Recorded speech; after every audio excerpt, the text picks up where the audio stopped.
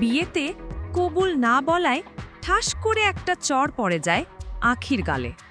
গালে হাত দিয়ে ডুকরে কেঁদে ওঠে সে। আশেপাশে থাকা সাক্ষীগুলো খিটখিটিয়ে হেসে উঠতেই আকাশ রাগে লোক নিয়ে ঠোঁট জোড়ায় আঙুল দিয়ে সবাইকে চুপ থাকতে বলে। নিজেকে আজ খুবই অসহায় মনে হচ্ছে আখির। বাবা মাকে বন্দি করে রেখেই তাকে জোর করে বিয়ে করেছে আকাশ চৌধুরী। মাথাটা নিচু করে চোখের জল বিসর্জন দিচ্ছে আখি। কাজী অফিসের সকলের সামনে এভাবে থাপ্পড় খাওয়া আর তাকে নিয়ে সকলে এভাবে হেসে ওঠায়। ঘৃণা ও লজ্জা দুটো ছাপই আখির মুখে স্পষ্ট ফুটে উঠেছে। মায়ের কথা ভেবে হলেও কাপা কাপা হাতে সাইন করে দিল আখি। সাইন করেই শব্দ করে কেঁদে ওঠে সে। আকাশের ধমকেই কান্না স্তব্ধ হয়ে যায় আখির। এবার কান্না করছে, কিন্তু আর কোনো আওয়াজ নেই। ভেতরে ভেতরে বুকটা ফেটে যাচ্ছে আখির। আখিকে গাড়িতে উঠিয়ে আকাশ সোজা বাড়ি নিয়ে বাবার সামনে দাঁড়ায়। বাবা, আমি বিয়ে করে ফেলেছি তোমার পছন্দ করা মেয়েকেই। তোমাকে না জানিয়ে অন্যায় করে ফেলেছি জানি বাবা, প্লিজ বাবা ক্ষমা করে দাও। আসিফ সাহেব মুখে একটা হাসি ফুটিয়ে বলে, বিয়ে কি জোর করে করেছিস নাকি তোদের দুজনের ইচ্ছেতেই? কি বলো বাবা? আমাদের দুজনের ইচ্ছেতেই বিয়েটা হয়েছে। ও তাহলে ঠিক আছে, আয় ভেতরে আয়। মাথা নিচু করে দাঁড়িয়ে সবকিছু শুনে যাচ্ছে আখি। তাদের ইচ্ছেতেই বিয়েটা হয়েছে এটা ভাবতেই চিৎকার দিয়ে বলতে ইচ্ছা করছে সত্যিটা, কিন্তু বলতে পারছে না, কারণ তার মা এখনো আকাশের হাতে বন্দী। ঘরে প্রবেশ করতেই সাগর দেখে ঘরটা ফুলে ফুলে সুসজ্জিত। কি হলো বাবা, বাড়িটা এমন করে সাজিয়েছ যেন তুমি জানতে আমি আজ বিয়ে করছি। হ্যাঁ, ফাহিম আমাকে আগেই বলেছিস তোরা দুজন বিয়ে করতে যাচ্ছিস, তাই বাড়িটা হালকা সাজিয়ে নিলাম। আমার একমাত্র ছেলে বলে কথা। আকাশ ফাহিমকে একপাশ ডেকে বলে, তুই আবার সত্যিটা বলে দিসনি তো? আরে না ভাইয়া, চাচাকে কি আমি এসব বলতে যাব? বলেছি তুমি আর ভাবে বিয়ে করতে যাচ্ছ। ব্যাস, ভালো করেছিস। আর শোন, বাবা যেন এই ব্যাপারে কিছুই জানতে না পারে। বাসর ঘরে বসে আছে আখি। একটু আগে কয়েকটা মেয়ে সে সাজিয়ে দিয়ে গেছে তাকে। দরজা খুলে ভেতরে প্রবেশ করে ছোট্ট একটা কাশি দিল আকাশ। মাথাটা নিচু করা অবস্থায় শান্তভাবে আখি বলে উঠল, আপনার কাজ শেষ? আকাশ বলল, বলতে পারো। আখি বলল, আম্মুকে কি ছেড়ে দিয়েছেন নাকি এখনো আটকে রেখেছেন? তাকে কাজ শেষ হওয়ার সাথে সাথেই ছেড়ে দিয়েছি। শাশুড়ি বলে কথা। খবরদার, আপনার ওই মুখে আম্মুকে শাশুড়ি দাবি করবেন না। আকাশ বলল, তুমি আমার বিয়ে করা স্ত্রী, তো সেও আমার শাশুড়ি হয়, তাই না? আখি বলল, আমি আপনার স্ত্রী নই, কারণ আমি আপনাকে স্বামী হিসেবে মানি না। আর হ্যাঁ, একদম অধিকার খলাতে আসবেন না। আপনি যদি জোর করেন তাহলে তাহলে কি দেহ পাবো কিন্তু মন পাবো না, তাই তো? আমি তোমাকে দেহের জন্য বিয়ে করিনি, বাবার কারণেই বিয়ে করেছি তোমাকে। তোমাকে আমার বাবাই পছন্দ করেছে। বাবাকে খুশি করতেই বিয়েটা করেছি আমি, কারণ বাবা একজন মৃত্যুর পথযাত্রী। খুব জোরে 4 মাস সময় দিয়েছে ডাক্তার। এর ভেতরে বাবার সকল আবদার পূরণ করে ইচ্ছা অনিচ্ছাকে প্রাধান্য দিয়ে বাবাকে সবসময় খুশি রাখবো আমি। তাই বাবাকে খুশি করতেই তোমাকে বিয়েটা করেছি আমি। যদিও তোমাদের বাড়িতে সেদিন বাবা বিয়ের প্রস্তাব নিয়ে গিয়েছিল, তোমার মা মুখের ওপর না বলে দিয়েছিল। সেই দিন বাবাকে বলেছিলাম যে আমি বিয়ে করলে তোমাকেই করব। বাবা বলেছিল, মেয়েটার ইচ্ছার বিরুদ্ধে কিছু করতে যাস না। আমি চেষ্টা করেছি, কিন্তু পারিনি তোমাকে রাজি করাতে। তাই বাধ্য হয়েই। আপনি জানেন বাবা কেন আপনাদের মুখের উপর নিষেধ করেছিল? কারণ অন্য একজনের সাথে আমার বিয়ের কথাবার্তা একেবারে পাকা ছিল। আমিও তাকে ভালোবাসি, সেও আমাকে ভালোবাসে। তাকে ছাড়া আমি নিজের জায়গায় কাউকে কল্পনাও করতে পারি না। আকাশ বলল, সমস্যা নাই, আমি নিজেই তোমাকে তার কাছে পৌঁছে দিব। এখন থেকে এই বাড়িতে সব কিছু তোমার ইচ্ছাতেই হবে। কিন্তু কি, বাবা যে কয়দিন বেঁচে আছে তুমি তাকে বুঝতে দিও না আমাদের মাঝের দূরত্বটা। বাবা যেন বোঝে আমরা দুজনেই খুব সুখে আছি। প্লিজ শুধু এই 4টা মাস। বিছানায় চুপ করে বসে আছে আখি। আকাশের কথায় কি উত্তর দেবে ভেবে পাচ্ছে না। বাবা নামটার প্রতি যে সে ছোটবেলা থেকেই দুর্বল। জন্মের আগেই বাবাকে হারায় সে। মাথার ওপর বাবা নামক কোনো ছায়াই ছিল না কোনোদিন। কি হলো, চুপ করে আছো যে? আখি বলল, আমি ভেবে নেই। আকাশ বলল, যত ইচ্ছা ভাবতে পারো, কিন্তু প্লিজ আমার মৃত্যুর পথযাত্রী বাবার মনে আঘাত দিও না। বাবার কাছে আমাকে খারাপ করো না। তোমার কাছে না হয় আমি আজীবনই খারাপ থাকব, প্লিজ। আখি বলল, ওকে, আমি ভেবে দেখব।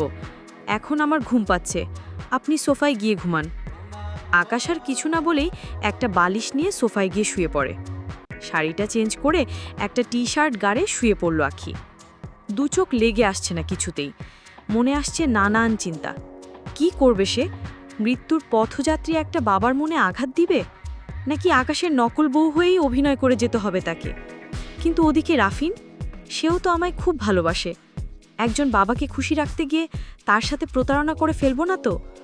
তাকে বিষয়টা খুলে বললে কি সে বুঝবে, নাকি আমার আকাশের বাবার মনে কষ্ট দিয়ে তাকে ছেড়ে চলে যেতে হবে?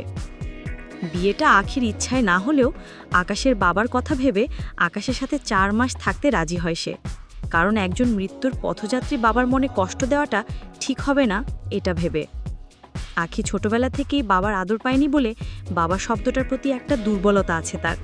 হয়তো সেই দুর্বলতাটাই তাকে এখন এভাবে ধরে রেখেছে। সকালের সকল নাস্তাই তৈরি করা হয়ে গেছে, আর তার সাজিয়ে রাখা আছে টেবিলে। আকাশই তৈরি করেছে এইসব। রান্না যে তার নিজেকেই করতে হয়, কারণ বাবা বলেছিল কোনো কাজের মেয়ে রাখা হবে না এই বাসায়। যতদিন বিয়ে না করবি ততদিনই এভাবে রান্না করতে হবে। সকল কিছু শেষ করে আকাশ চলে যায় আখিকে ঘুম থেকে ডাকতে। ওদিকে ফ্রেশ হয়ে রুমে বসে আছে আখি। আকাশ রুমে প্রবেশ করে আখির দিকে চোখ পড়তে একটু থমকে যায়। কাল রাতের চাইতেও আখির চেহারায় দ্বিগুণ সৌন্দর্য ফুটে উঠেছে। অদ্ভুত এক মায়া কাজ করছে তার ওই গভীর চাহনিতে। সবচাইতে বেশি সৌন্দর্য ফুটে উঠেছে আখির ওই ঠোঁট জোড়ায়। ইচ্ছা করছে কাছে গিয়ে হাত দিয়ে আলতো করে ঠোঁট জোড়া ছুঁয়ে দিতে, কিন্তু সেটা যে সে পারবে না, কারণ সকলের কাছে এটা রিয়েল ম্যারেজ মনে হলেও তাদের দুজনের কাছে এটা কন্ট্রাক্ট ম্যারেজ, যার মেয়াদ হয়তো খুব জোরে 4 থেকে 5 মাস। আখি বলল, কি হলো, এভাবে তাকিয়ে আছেন কেন? আখির কথায় ধ্যান ভাঙে আকাশের। আখির থেকে চোখ সরিয়ে বলে উঠে, টেবিলে নাস্তা রেডি করা আছে, ফ্রেশ হয়ে নাও। আখি বলল, আমি ফ্রেশ হয়ে নিয়েছি, চলুন। আখি, আমি বুঝেছি আপনি কি বলবেন। আপনার বাবা কিছুই বুঝতে পারবে না। আমি রাজি আছি আপনার বাবাকে হাসি খুশি রাখতে। আমার বাবার প্রতি দুর্বলতাকে কাজে লাগিয়েছেন আপনি। সবসময় আমার কাছ থেকে দূরে থাকবেন, আর রাফিনের বিষয়টা মাথায় রাখবেন। আকাশ বলল, বলেছি না সবকিছুই তোমার ইচ্ছাতেই হবে। আখি বলল, ওকে, চলুন। টেবিলে বসে নাস্তা করছে 3 জন মিলে। তার মাঝেই আসিফ সাহেব বলে ওঠে, বৌমা, তুমি এই বাড়িতে এসেছো মানে এই বাড়িটা সাজিয়ে রাখার দায়িত্ব এখন তোমার। ইনফ্যাক্ট এই পুরো বাড়িটাই এখন থেকে তোমার। আসিফ সাহেবের দিকে তাকিয়ে একটা মুচকি হাসি দেয় আখি। আকাশ চুপচাপ খেয়ে যাচ্ছে। আর হ্যাঁ, এখন থেকে আমি আর আকাশের হাতের রান্না খাবো না। তোমার হাতের রান্নাই এখন থেকে আমার একমাত্র আহার। এবার আকাশের দিকে একটু ভ্রু কুঁচকে তাকায় আখি। রান্না করবে, আর সে রান্নার বটা সে ঠিক বুঝে না, আর সে রান্না করবেই। দেখেন মিস্টার আমি কোনো রান্নাবান্না করতে পারবো না। আকাশ বলল, তুমি না বাবাকে হাসি খুশি রাখবে বলেছ? আখি বলল, প্রথমত আমি এইখানে থাকতে রাজি হয়েছি শুধু আপনার বাবাকে একটু সঙ্গ দিতে। দ্বিতীয়ত আমি কোনো রান্নাবান্না পারি না। আকাশ বলল, তাহলে তো দেখছি তুমি একেবারে ঢ্যাঁড়স মেয়ে হয়েও রান্নাবান্না পারো না, এটা ভাবা যায়? আখি বলল, একেবারেই পারি না তা না, আমার কিছু স্পেশাল রেসিপি আছে। আকাশ বলল, কি কি? ডিম আমলেট, ডিম সেদ্ধ আর চা। আকাশ বলল, খুব স্পেশাল তোমার রেসিপিগুলো। রাফিনের বাসায় গিয়ে তার বাবা মাকে সারা জীবন এগুলোই খাইয়ে রাখবে নাকি? আখি বলল, সেটা পরে দেখা যাবে, শিখে নিব। আকাশ বলল, তুমি চাইলে এই 4 মাসে আমার কাছ থেকে সকল প্রকার রান্না শিখতে পারো। আর বাবার চাহিদা এটাই, তার হাতে রান্না খাবে সে, আর তার সাথে বসে একটু গল্প করবে। জানো, আমার বাবার অনেক আশা ছিল তার একটা মেয়ে হবে। তার আশাও পূরণ হয়েছিল। আমার বয়স তখন মাত্র 8 কি 9 হবে। একটা গাড়ি অ্যাক্সিডেন্টে মারা যায় মা ও আমার 7 মাসের ছোট বোন। আমি তখন স্কুলে ছিলাম। বাবারও ক্ষতি হয়েছিল সেই দিন। কয়েকদিন বাবার সাথে হসপিটালে ছিলাম আমি। মা ও আমার বোনটাকে বাঁচানো গেল না। তারপর থেকে আমি আর বাবা খুব আদরে বড় করেছে আমায়। মায়ের অভাবটা বুঝতে দেয়নি কিছুতেই। আখি বলল, থাক, বেশি ইমোশনাল হওয়ার দরকার নেই। আমি শিখে নিব আপনার কাছ থেকে রান্না। আর হ্যাঁ, বিকেলে আমি রাফিনের সাথে দেখা করতে যাব। ওর নিশ্চয়ই এখনো আমায় ভুল বুঝে আছে। আকাশ বলল, বিয়েটা হয়েছে গতকাল, আজকে গেলে বাবা বিষয়টা ভালোভাবে নিবে না, আগামীকাল যেও। আখি বলল, কোনটাকে আপনি বিয়ে বলছেন? ওটা বিয়ে নাকি 4-5 মাস আপনার বাবার খেদমত করতে বাধ্য করা? আর আমি আজই যাব রাফিনের সাথে দেখা করতে। আকাশ বলল, প্লিজ বোঝার চেষ্টা করো, কালকে তোমার সাথে আমিও যাব। আমি নিজে রাফিনকে সব বুঝিয়ে বলবো। বিকেলে ব্যালকনিতে বসে আছে আসিফ চৌধুরী, হাতে 2 কাপ চা নিয়ে। আসিফ চৌধুরীর পাশে গিয়ে দাঁড়ায় আখি। আরে আখিমা, তুমি ভালোই করেছো এসে, একা একা ভালো লাগছিল না। এই নিন, আপনার জন্য চা নিয়ে এসেছি। হ্যাঁ, এই সময়টায় আমার চা খুব ভালো লাগে, আর মেয়ের হাতের চা তো কোনো কথাই নেই। কিন্তু তোমাকে আমি এখনো মেয়ে মনে করতে পারছি না, কারণ আসার পর থেকে তুমি আমায় একবারও বাবা বলে ডাকুনি। বাবা বিষয়টা আবারও ভাবিয়ে তোলে আখিকে। সত্যিই কি এই লোকটাকে সে বাবা ডাকবে, যে কিনা আমাকে নিজের মেয়ের মতো মনে করে, আমার মাঝে নিজের মেয়েকে খুঁজে পায়? হ্যাঁ, তাকেই বাবা ডাকবো, কিন্তু আকাশের সম্পর্কে নয়, অন্য একটা সম্পর্কে। কিন্তু এই সম্পর্কটার নাম কি হবে? যাই হোক, এই নিন বাবা, এবার চাটা নিন। হ্যাঁ, এইবার ঠিক আছে, তোমাকে আমি সত্যি সত্যি নিজের মেয়ের মতো ভাবি।